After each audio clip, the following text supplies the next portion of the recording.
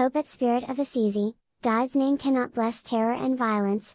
At the community of Sant'Egidio's cry for peace at the Colosseum, Pope Francis reiterates that religions cannot be used for war, and calls for nations to diffuse conflicts with the weapon of dialogue. Religions cannot be used for war. Only peace is holy, and no one is to use the name of God to bless terror and violence. If you see wars around you, do not resign yourselves. The peoples desire peace. This was the appeal of Pope Francis, along with religious leaders, during the closing ceremony of the annual Spirit of Assisi Prayer for Peace on Tuesday afternoon at Rome's iconic Colosseum. The Pope recalled that these words he and religious leaders declared together a year ago, gathered in the same place, and said the appeal we launched is all the more timely today, and we must strive to do ever better each day. Today let us raise to heaven our plea for peace, the Pope said.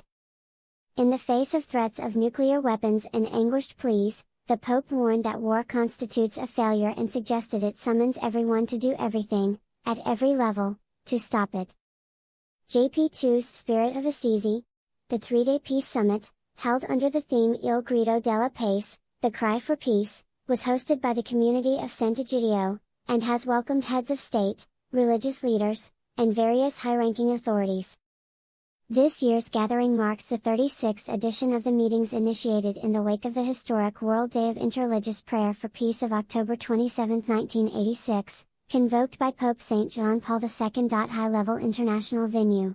The event in Rome was inaugurated Sunday at the Nuvola Congress Center in the Italian capital's Your Business District, with the presence of French President Emmanuel Macron and Italian President Sergio Mattarella. Religious leaders from Christianity, Judaism, Islam, Buddhism, Sikhism, and Hinduism, came together and made an appeal for peace. This marks the third consecutive year Pope Francis has participated in the annual event.